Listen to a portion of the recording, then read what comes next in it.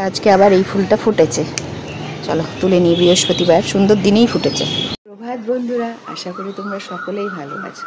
তোমাদের ভালোবাসায় আমরাও ভালো আছি। আজ হচ্ছে বৃহস্পতিবার, বৃহস্পতিবারে ঠাকুরের পুজোও রয়েছে, লক্ষ্মী মায়ের পুজো। আর ওয়েদারটা দেখো, কালকে থেকে এত গুমোট গরম, রোদ্রের দেখা যাচ্ছে না কিন্তু গরমও কমছে না। ফিলস লাইক 44, কিন্তু টেম্পারেচার দেখাচ্ছে 38, 39 এরকম। বিভৎস ঘাম হচ্ছে, এত বাজে পরিস্থিতি, মানে ভাবা যাচ্ছে না। প্রকৃতি যে কী খেলা খেলছে ভগবান জানে। তার সাথে বোঝা দেয়, যেমন ভগবানের সাথে ভগবানকেও বোঝা দেয়, তেমন প্রকৃতিকেও বোঝা দেয়। তো চলো আজকের সকাল সকাল শুরু করে দিলাম তোমাদের সাথে ব্লগটা। ঠাকুরের ফুল তোলা হয়েছে শুধু আমার, আর কিছু হয়নি। এখনও সুইপাররা আসেনি, নোংরা টোংরা দেওয়াও হয়নি। চা করলাম, চা খেলো সবাই, আমি এখনও চা খাইনি, খাবো। এই যে সকালবেলা একটু গরম জল খাই তো, ডিটক্স ওয়াটার যেটাকে বলি আমরা, ওই গরম জল খেয়েছি তো সেই জন্য একটু পরে চা খাই আমি। এখনই চা খাই না। আর আজকে একটু বৃহস্পতিবার, একটু ঠাকুরের ঘরে একটু বেশি সময় লাগে। সব কিছু নিয়ে জুড়ে আজকে বেশ খানিকটা কাজও রয়েছে। তা তোমাদের সকলকে সাথে নিয়ে শুরু করছি আজকের দিনটা। পৃথিবীর যেখান থেকে আমার ব্লগটা দেখছো, সকলে সারাদিন খুব ভালো থেকো। চল দেখতে থাকো, আশা করি ব্লগটা ভালো লাগে।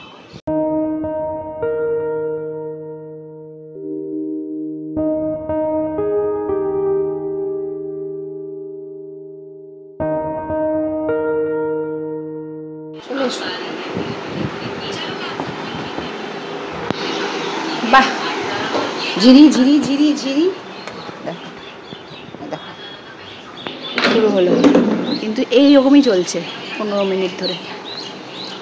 নীলশি গুড়ি দেখতে আমি খালি চোখে দেখতে পাচ্ছি না, তোমরা কি করে দেখবে? ফোটাতে বুঝতে পারবে। দেখো অবস্থাটা, এটা তো 3 থেকে পড়ছে।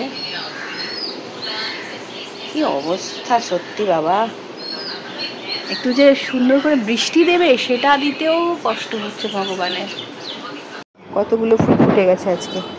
একটু বৃষ্টিটা থামলো, তারপরে এখন আবার সব ফুলগুলো তুলছি। না এই যে একটু থামলো, অবস্থা সেই গুমোট হয়ে থাকবে সারা দিন। আজকে এরকম একই পরিস্থিতি থাকলো, কি কথা বলবো আর কী বা শ্যুট করবো আর কী বা তোমাদের সামনে তুলে ধরবো। এত বাজে পরিস্থিতি না, মনে হচ্ছে যেন কোনো রকমে 3-4টে ওভেন জ্বালিয়ে একবারে সব কটা কড়াই চাপিয়ে দিয়ে রান্না শেষ করে ফেলি। সত্যি তাই মনে হচ্ছিল। যাই হোক, আর কিছু করার নেই, সংসার চালাতে গেলে সব কিছুই সহ্য করতে হয়। সবাই করছে, আমাকেও করতে হবে। আজকে করেছিলাম দই পটল, মানে দই দিয়ে জিরে গুঁড়ো দিয়ে ধনের গুঁড়ো দিয়ে মিক্স করে নিয়ে তার মধ্যে একটু কাঁচা লঙ্কা বাটাও দিয়েছিলাম। আর পটলটাকে আগে ভেজে তুলে রেখে তারপরে মশলা কষিয়ে তার মধ্যে পটল ভাজাটা দিয়ে দিয়েছিলাম। গোটা গোটা পটলের দই পটল, বা তেল পটলও বলতে পারো তোমরা। দই পটল করেছিলাম। আর এদিকে করে নিচ্ছি যেটা খুব বিখ্যাত একটি শাক, যেটা নর্থ বেঙ্গলেই একমাত্র পাওয়া যায়। সেই শাকটা মাঝে মাঝে এদিকে আসে, আর যখন আসে আমার বাড়ির যে সবজিওয়ালা যে দাঁড়ায় অনেকক্ষণ আমার জন্য কাজকর্ম করতে থাকলেও একটু ওয়েট করে, সেই সঞ্জয়দা দিয়ে যায়। এটা কী শাক বলো তো? দেখে অবশ্য তোমরা বুঝতে পারছো না, কারণ মেঘলা দিন থেকে গেল, কিন্তু মেঘের আর ঘনঘটাই দেখলাম, বৃষ্টি আর হলো না, সেই জন্য খুব পরিষ্কারভাবে দেখা যাচ্ছে না। এটা হচ্ছে ঢেঁকি শাক।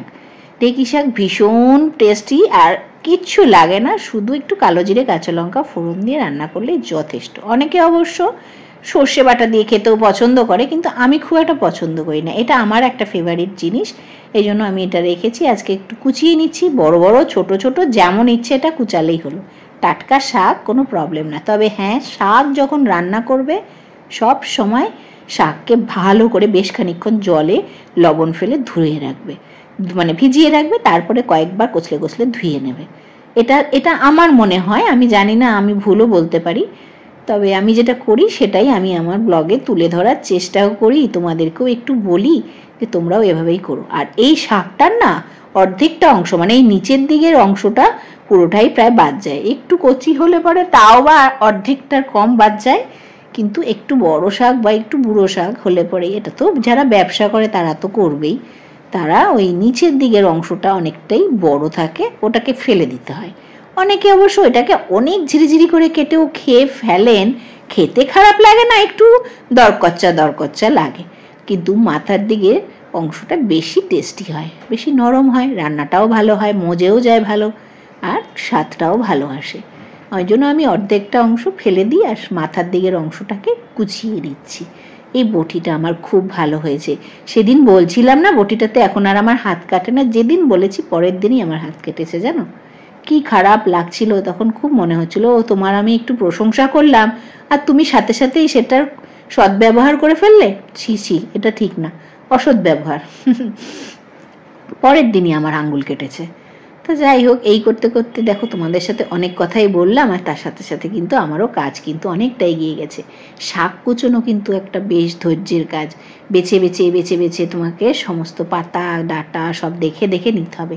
আর তার মধ্যে ঢেঁকির শাক না এমন কোরানো থাকে মাথাগুলো, মানে মুড়িয়ে থাকে, কেঁচো টেচো থাকলে দেখা যায় না, যদিও কেঁচো থাকার সম্ভাবনা নেই কারণ বৃষ্টি বাদলের কোনো বংশই নেই। আর তবে আমাদের ওইদিকে যখন আমি তো নর্থ বেঙ্গলের মেয়ে, এই জন্য এই শাকটা আমার সত্যিই খুব প্রিয়, পেলেই ওই জন্য নিয়ে আসে সঞ্জয় দা আমার জন্য, সবজিওয়ালা। আর এটাতে না আমাদের ওদিকে বর্ষাকালেই হয়, আর ওদিকে তো খুব জোকের ভয়, জোক খুব এই শাকের মধ্যে থাকতো, ওই জন্য না আমার এখনও ওই অভ্যাসটা গেছে, খুব দেখে বেছে আমি এই শাকটা কাটি। আর কাটার পরে তো আর তুমি কিছুই খুঁজে পাবে না, সব তো তুমি কুচিয়ে ফেলেছো, ওই জন্য দেখে কাটতে হয়। তারপরে তো নুন জলে ভিজিয়ে রাখলাম, ভালো করে কষলে ধুয়ে নিলাম। এখন কড়াইতে তেল গরম করেছি, অল্প তেল লাগে, বেশি না, একটুখানি তেলের মধ্যে কালো জিরে আর একটা শুকনো লঙ্কা ফোড়ন দিলাম প্রথমে, দিয়ে লবণ আর একটু পরিমাণ মতো হলুদ দিয়ে মজিয়ে নিলাম। বেশ খানিকটা মজে যাওয়ার পর আমি এখানে একটু কাঁচা লঙ্কাও ফেলে দিয়েছি। কিন্তু আমি এই শাকে অনেক সময় আবার একটু ছোট্ট করে আলু কেটেও দেই, কিন্তু আজকে অনেকটা শাক ছিল তো তাই আর বাড়ালাম না।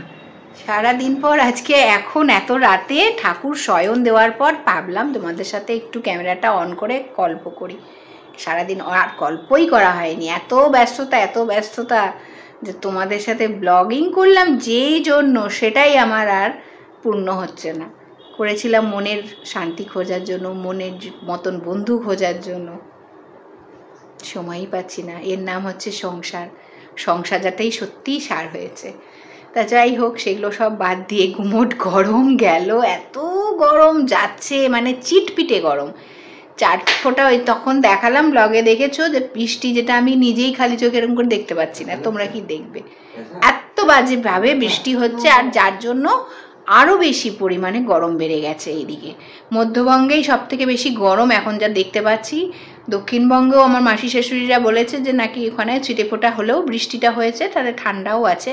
আবার উত্তরবঙ্গেও বোনেরা বলছে বেশ সুন্দর বৃষ্টি, বেশ সুন্দর। পরশু ওদের মঙ্গলবার থেকে শুরু হয়েছে, হ্যাঁ পরশুই তো হচ্ছে, আজকে তো বৃহস্পতিবার, মঙ্গলবার থেকে ওদের সুন্দর আবহাওয়া। তার আগে খুব কষ্ট পেয়েছে নর্থ বেঙ্গলের মানুষ এবার, মানে নর্থ বেঙ্গলে এই প্রথম এত বাজেভাবে বৃষ্টি, মানে গরম শুরু হলো, বৃষ্টি হলো না, এত বাজে গরম, মানে কি বলার না। আর আজ আমার বাবা তো 2 দিন ধরে বোনের কাছে, মানে বাড়িতে একা থাকতে আর পারছে না গরম এসে। তার তো এসিতে শোয়া বারণ, সে তো পারবে না, তার তো ফুসফুসের সমস্যা আছে, হার্টের না লাংসের সমস্যা আছে আমার বাবার, তা প্রচুর বয়স হয়েছে, নেয়ার অ্যাবাউট 80, এর চেয়ে বেশি আর কি হবে, একাই সব কিছু করে। তা যাই হোক, আর কিছু করার নাই, বাবা এখন 2 দিন ধরে বোনের কাছে। আর এইখানে এই বাবা আর মেয়ে দুজনে বগর করছে, তোমরা তো শুনতেই পাচ্ছ হয়তো বা, তাদের দুজনের ফিসফিসেন করে কথা, কত আলোচনা, কত খেলাধুলো, মানে ভাবতে পারবে না। কি চাই? ঠিক আছে বন্ধুরা, চলো আজকের মতন ব্লগটা এখানেই শেষ করছি। সকলে ভালো থেকো, সুস্থ থেকো, আর অনেক সাবধানে থেকো। দেখা হবে আবার নতুন একটা ব্লগে, ততক্ষণের জন্য সকলকে জানাই টাটা, শুভরাত্রি।